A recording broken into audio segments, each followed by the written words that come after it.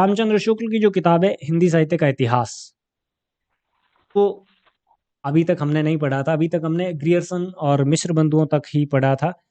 मिश्र बंधुओं के बाद से हमें पढ़ना था। तो हुआ क्या था, ये बात लगभग लगभग 1928-29 की है। 28-29 में रामचंद्र शुक्ल एक पत्रिका थी जो नागरी प्रचारणी सभा के द्वारा चलाई जाती थी। इसका प्रकाशन सर किया मिश्र बंधु भी नहीं किया अभी। है। मिश्र बंधु भी रहता है अपना अभी। हाँ, ग्रियर्सन तक किया है सर, मिश्र बंधु रहता है अभी। आप ये कह रहे थे ना मिश्र बंधु तक कर चुके। तो मिश्र बंधुओं को नहीं किया था। नहीं किया था सर। चलो कर लेंगे उनको।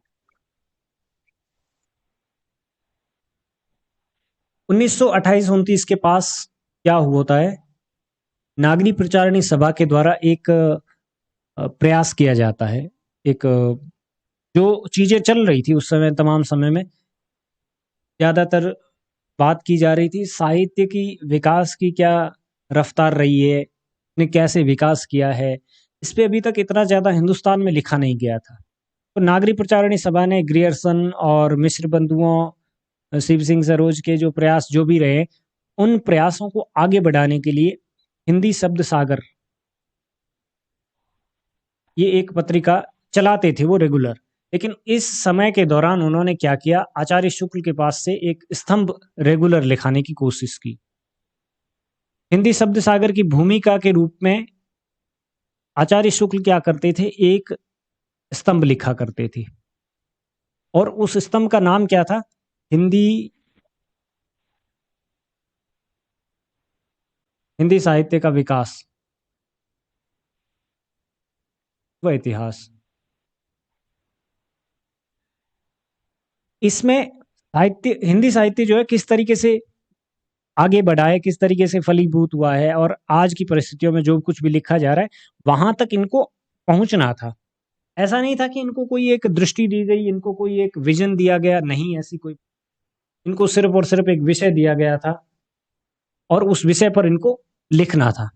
इन्होंने स्टार्ट किया, एक के बाद स्तंभ एक लिखे। जब 15-20 स्तंभ प्रकाशित हुए और वे सारे के सारे बहुत ज्यादा लोगों द्वारा पसंद किए गए, तो शुक्ल जी के पास एक तरीके से रिक्वेस्ट गई कि आप इनको एक पुस्तक आकार क्यों नहीं दे देते, क्योंकि अभी तक जो हिंदी साहित्य में इतिहास लेखन किया गया है वो अपने आप में कहीं ना कहीं अधूरा सा लगता है। ज्यादातर विवरणात्मक सामग्री है, उसमें इस तरीके की विधेयवादी पद्धति का इस्तेमाल नहीं किया गया है। जिस तरीके से आप बात करते हैं साहित्य के, जो साहित्य के कल पुर्जे होते हैं, मतलब कि साहित्य जिन चीजों को ध्यान में रखकर लिखा जाता है ना, देश काल, वातावरण, परिस्थितियां, समस्याएं, समस्याओं का युगीन चित्रण, इन सब चीजों को इतने अच्छे तरीके से किसी भी साहित्य इतिहासकार ने उकेरने की कोशिश नहीं की है।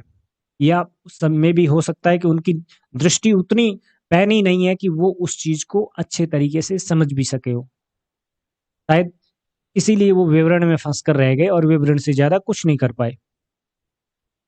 तो नागरिक प्रचारणी सभा के द्वारा जो हिंदी शब्द सागर पत्रिका चलाई जाती थी, ध्यान रखिएगा इस पत्रिका का नाम हिंदी शब्द सागर। इस पत्रिका की भूमिका के रूप में इन्होंने जो कुछ भी लिखा था स्तंभ के तौर पे, वो स्तंभ ही आगे चल करके 1929 में क्या ले लेते हैं, एक पुस्तक का आकार ले लेते हैं। और उस पुस्तक का नाम क्या होता है, हिंदी साहित्य का इतिहास। लगभग शुक्ल जी ने 1000 के आसपास कवियों को, लेखकों को इसमें स्थान दिया। क्लियर। और इस पद्धति के द्वारा इन्होंने चर्चा की इन कवियों के, और इन कवियों की भाषा के साहित्य के विकास में विधेयवादी पद्धति का इस्तेमाल किया है।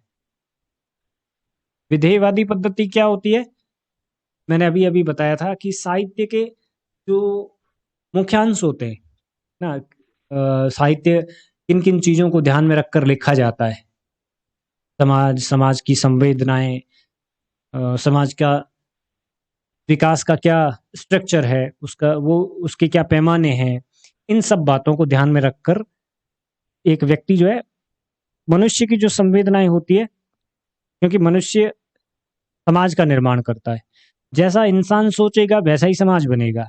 तो उसकी जैसे ही संवेदनाएं होती है, समाज भी वैसा ही उसी प्रकार से संवेदित होता है। और जब समाज उसी प्रकार से संवेदित होता है, तो आसपास का वातावरण भी उसी प्रकार का बन जाता है। तो लिटरेचर इससे बाहर नहीं जाता है, लिटरेचर इसके अंदर ही सर्वाइव करता है। इंसानों की अगर सोच खराब होगी तो उस समय विशेष का लिटरेचर भी खराब होगा, और इंसानों की सोच अच्छी होगी तो उस समय विशेष का लिटरेचर भी अच्छा होगा। ये बात एक दूसरे से जुड़ी हुई है। जैसी सोच होगी, जैसी बुद्धि होंगी, वैसा ही वहां का साहित्य होगा। इन सारी चीजों को जब कोई लेखक ध्यान में रख करके उस समय विशेष का साहित्य का इतिहास लिखता है, तो वो विधेयवादी पद्धति का इस्तेमाल कर रहा होता है। आचार्य शुक्ल से पहले जितने भी साहित्य इतिहास ग्रंथ लिखे गए, उनमें ज्यादातर में कवियों का परिचय मात्र था, इसके अलावा कुछ भी बात नहीं की गई थी। चाहे आप शिव सिंह सेंगर ले लो, चाहे आप जॉर्ज ग्रियर्सन ले लो, चाहे आप मिस्र बंधुओं को ले लो, वो सिर्फ और सिर्फ एक तरीके के कवि वृत्त संग्रह थे, ज्यादा कुछ भी नहीं था।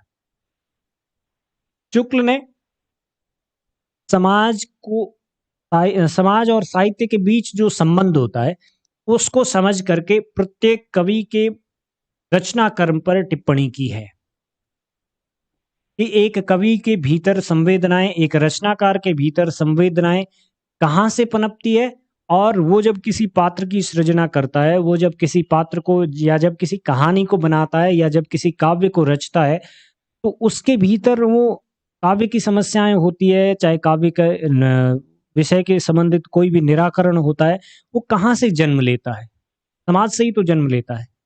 तो एक एक पहलू पर काफी अच्छे तरीके से चर्चा करते हुए इन्होंने हिंदी शब्द सागर की भूमिका में जो कुछ भी लिखा, वो बाद में एडिट होकर के हिंदी साहित्य का इतिहास के रूप में हमारे सामने आता। आप देखेंगे स्टार्ट के जो अध्याय है ना, उसमें हालांकि काफी ज्यादा एडिटिंग हो चुकी है अब, लेकिन वहां पर वो बतकहे अंदाज में बात करते हैं। और अंतिम जो अध्याय है इस किताब के, वहां पर भाषा अपने आप में बदल गई। आप पहला अध्याय पढ़ के देखिएगा और लास्ट चैप्टर पढ़ के देखिएगा, आपको रात दिन का अंतर नजर आएगा। हालांकि पहले अध्याय के अभी तक 100 से ज्यादा बार एडिटिंग हो चुकी है, फिर भी आपको अंतर साफ साफ दिखाई देगा।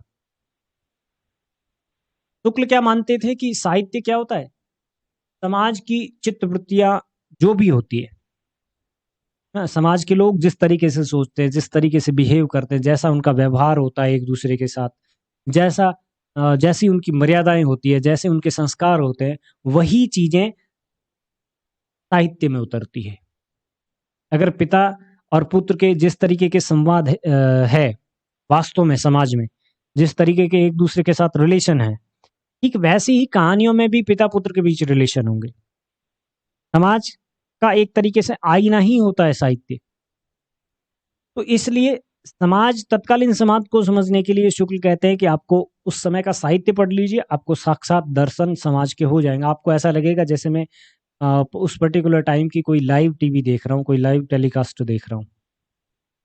और जैसा जैसा साहित्य में परिवर्तन होता है, ठीक वैसे वैसे ही समाज में भी परिवर्तन होते हैं। तो समाज के विकास क्रम को समझने के लिए भी आप साहित्य के विकास क्रम को सहारा बना सकते हैं। जैसे राजनीतिक स्थितियां हो, चाहे वो सामाजिक स्थितियां हो, चाहे वो धार्मिक स्थितियां हो, चाहे वो समाज की आर्थिक स्थितियां हो, चाहे वो समाज का जो भी वर्ण्य विशेष रहा हो, वो सब कुछ आपको तत्कालीन साहित्य में देखने को मिलेगा। उदाहरण के तौर पे मैं आपको बताता हूँ, देश आजाद हो गया 1947 में। आजादी के बाद अचानक से कहानियों के सब्जेक्ट बदल गए। अभी तक 47 तक क्या थे कहानियों के सब्जेक्ट? आजादी की चाह और आजादी के लिए कुर्बानी देने की जो एक परंपरा थी, उस परंपरा को कहानीकारों ने बढ़ चढ़कर बताने की कोशिश की। अपने कविता कहानियों के जो चरित्र होते थे, उन चरित्रों में आजादी प्राप्त करने का जो एक तरीके से मादा है, वो कूट कूट के भरने की कोशिश की, ताकि लोगों के भीतर ये प्रेरणा जगे और वो लोग भी अपना प्राणोत्सर्ग करने तक तैयार हो जाए।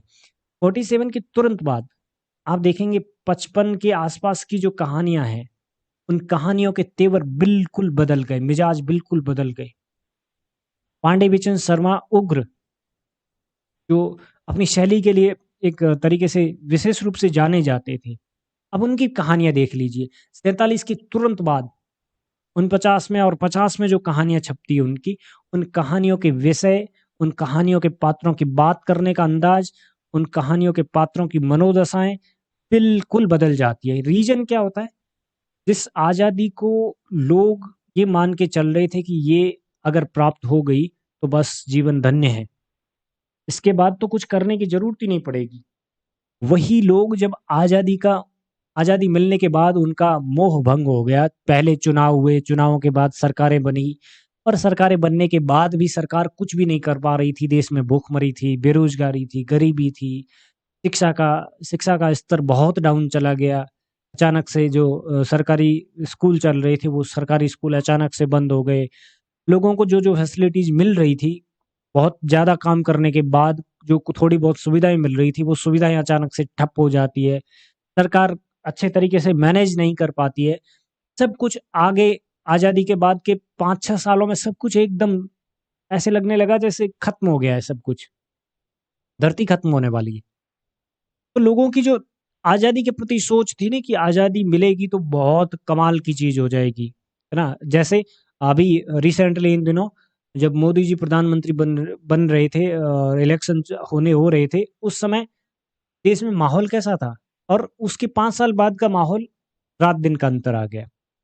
इससे भी भयंकर माहौल था उस समय में। तो जैसा समाज सोच रहा है, ठीक वैसा ही प्रतिबिंब आपको साहित्य में देखने को मिलता है।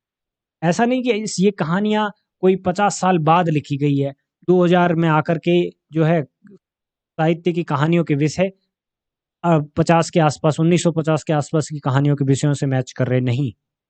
तत्कालीन समय समाज की स्थितियां कैसी है, वही साहित्य में साफ साफ तौर से दिखाई देता है, चाहे वो राजनीतिक स्तर पर हो, चाहे वो धार्मिक स्तर पर हो। जब बाबरी मस्जिद ढहाई गई तो इसी तरीके की बहुत सारी कहानियां देखने को मिली। जब कांग्रेस सरकार के समय किसानों के साथ में जो व्यवहार किया गया उनके कर्जों के संबंध में, तो उस समय अचानक से ऐसी कहानियों की बाढ़ आ गई जो किसान हितैषी अपने आप में बन रही थी, है ना? जो किसानों के अधिकारों को ऊपर उठाने की, अधिकारों को एक तरीके से उछले वर्ग तक के कानों तक पहुंचाने की बात कर रही थी, ऐसी कहानियां आने लगी। तो जैसा समाज होता है ठीक वैसा ही साहित्य होता है। आचार्य शुक्ल ने एक काम जो किया वो काफी इंपॉर्टेंट था। साहित्य इतिहास लेखन के सिलसिले में एक नई चीज थी। विवरण ग्रंथों को उन्होंने न ज्यादा महत्व दिया, न ये अपने ग्रंथ के द्वारा ये कहने की कोशिश की कि विवरण इंपॉर्टेंट है। विवरण से ज्यादा वो किस चीज को इंपॉर्टेंट मानते थे? तथ्यात्मक बातों को, तथ्यात्मकता के साथ साथ विधेयवादिता को। विधेयवादिता का अर्थ है समूची चीजें जो साहित्य के इर्द गिर्द होती हैं, जो साहित्य के रचना क्रम में महत्वपूर्ण होती है, उन पर एक साहित्य इतिहास लेखक बात कर रहा है कि नहीं कर रहा है।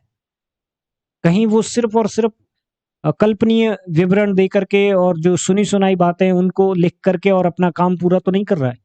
अगर वो ऐसा कर रहा है तो वो साहित्य इतिहास का लेखन नहीं कर रहा है, बल्कि वो सिर्फ विवरणात्मक सामग्री लिख रहा है। वो सिर्फ और सिर्फ कवि वृत्त संग्रह लिख रहा है, इतिवृत्त संग्रह लिख रहा है कवियों का, वो भी। तो शुक्ल ने साहित्य इतिहास को और आलोचना को अलग किया। साहित्य इतिहास लेखन और आलोचना में अभी तक लोग फर्क नहीं महसूस कर रहे थे। ये एक चुनौती थी आचार्य शुक्ल के सामने।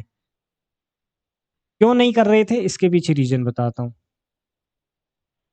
आलोचना में क्या होता है और साहित्य इतिहास लेखन में क्या होता है? साहित्य इतिहास लेखन में किसी रचनाकार के और किसी भाषा के साहित्य के विकास क्रम को दिखाया जाता है, विकास क्रम पे चर्चा की जाती है, युगीन परिस्थितियों पर चर्चा की जाती है।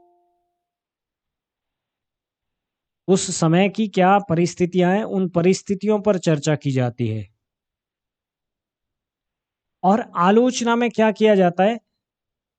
फॉर एग्जाम्पल, कविता है तो उसका छंद विधान ढूंढा जाता है, किस तरीके से छंद विधान का इस्तेमाल कवि कर रहा है।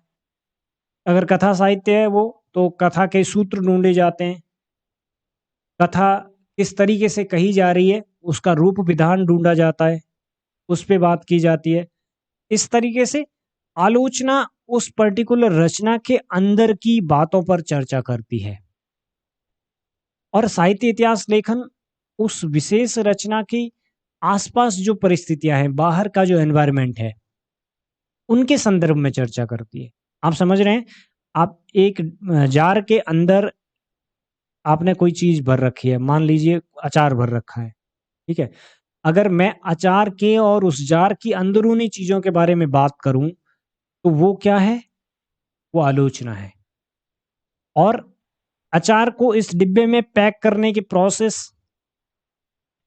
विधि, तरीका, या फिर इसके आसपास की चीजों के बारे में बात करूं कि ऐसा का ऐसा अचार एक और कंपनी बना रही है और वो इससे सस्ती रेट में दे रही है।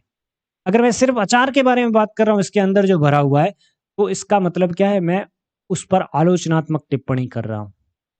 उसका उसको बनाने का प्रोसेस क्या है, उसको क्या किन चीज़ों के यूज के द्वारा बनाया गया है, क्या इंग्रेडिएंट्स यूज किए हैं, वो तमाम चीज़ें, तेल कितना डाला है, फलानी चीज़ कितनी डाली है, अगर मैं सिर्फ उनके बारे में बात करूं तो वो एक आलोचना होती है ना। उनको एक सही दृष्टि से, एक आनुपातिक दृष्टि से मैं रखने की कोशिश करता हूँ। ऐसा आलोचना का मतलब नहीं कि बिल्कुल उस पे एकदम तलवार लेके चढ़ जाओ और जो कुछ भी लिखा बेचारे कवि ने सब काट दो, ये तो गलत लिख दिया तुमने, ये क्या लिख दिया, वो लिख दिया, ऐसा लिख दिया। नहीं, आलोचना का मतलब है अच्छे तरीके से लोचन करके बात को कहना, अच्छे तरीके से देख के उसके सकारात्मक नकारात्मक दोनों पहलुओं को बड़े अच्छे तरीके से डिस्क्राइब करना, उसको अच्छे तरीके से लिखना, वो आलोचना होती है। साहित्य इतिहास लेखन बाहरी परिस्थितियों का निरीक्षण करता है सबसे पहले, फिर उसकी प्रोसेस पे बात करता है, कोई फलानी चीज जो है वो बनी कैसे, फिर आसपास में और ऐसा क्या हो रहा है जिनसे ये चीज प्रभावित हुई है, क्यों अचार की जरूरत पड़ गई। ये सब चीजों के बारे में, थॉट प्रोसेस के बारे में, बाहर की चीजों के बारे में जब बात की जाती है तो वो साहित्य इतिहास लेखन होता है।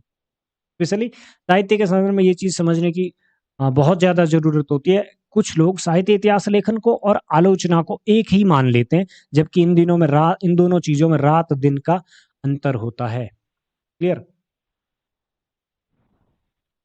हाँ, फिर उसके बाद में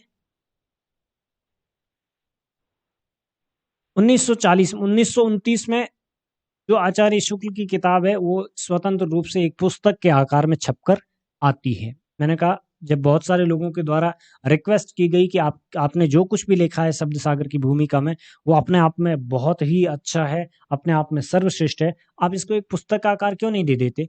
तो शुक्ल जी ने उसको एक पुस्तक का आकार दिया। 1929 में उसको एक किताब के रूप में छपवाया और नाम दिया हिंदी साहित्य का इतिहास। आज भी वो इसी नाम से छप के आती है हमारे सामने। क्लियर? 1940 में इसका संशोधित संस्करण प्रकाशित हुआ। किसका? इसी किताब का, जो 1929 में प्रकाशित हुई थी। 1940 में जाकर ये किताब संशोधित होती है, यानी कि इस दौरान हर एक चैप्टर जो है अपने आप एक के बाद एक बन रहा था। जब ये लगभग लगभग कंप्लीट मानी जा चुकी थी कि हाँ अब ये पूरी है, अब इसमें कोई ज्यादा एडिटिंग की गुंजाइश नहीं है, तब जाकर के 1940 में इसका दूसरा जो संस्करण आया वो संशोधित संस्करण था। कब आया ये? 1940 में। कितने कवियों और लेखकों को स्थान दिया? लगभग 1000 के आसपास। कौन से कवि थे? शुक्ल जी ने और ग्रियर्सन ने, दोनों ने ये जो प्रयास स्टार्ट किए थे वो अपने आप में स्तुत्य है। ग्रियर्सन ने ज्यादा दूसरे कवियों को स्थान नहीं दिया, कुछ गिने चुने अपभ्रंश के कवियों को जरूर उसने शामिल कर लिया, और ये होना भी चाहिए, क्योंकि भाषा में जरूरी होता है कि पिछली जो भाषा है उसके सूत्र भी कहीं ना कहीं दिखाई देते हैं। ग्रियर्सन ने ऐसा करके कोई गलत काम नहीं किया था, लेकिन ग्रियर्सन को इस मैटर में गलत समझा गया कि उन्होंने अपभ्रंश के चारण कवियों को भी हिंदी साहित्य में शामिल कर लिया। आचार्य शुक्ल ने बड़े ही एकदम मारक दृष्टि से अपनाते हुए अपभ्रंश के कवियों को बिल्कुल ही पृथक कर दिया। सिर्फ और सिर्फ हिंदी के कवियों को स्थान देने की कोशिश की।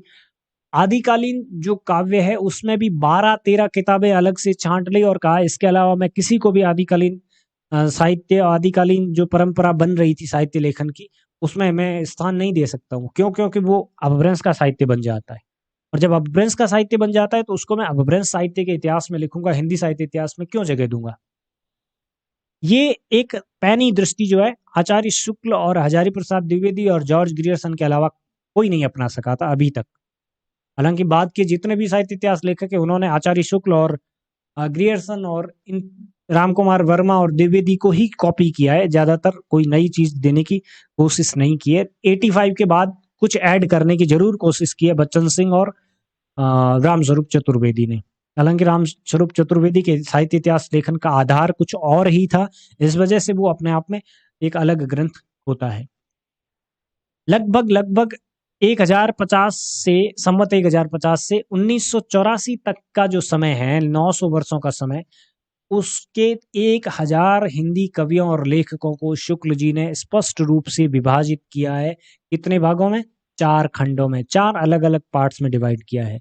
और अभी तक जो भी लिखा गया था ना, चाहे वो ग्रियर्सन का लिखा हुआ हो, चाहे वो मिश्र बंधुओं का हो, मिश्र बंधुओं का काल विभाजन तो इतना ज्यादा कॉम्प्लिकेटेड था कि पहली चीज तो उनके नामकरण ही समझ में नहीं आ रहे। प्रौढ़ प्रारंभिक काल, उत्तर प्रारंभिक काल, पूर्व प्रारंभिक काल, ये क्या है?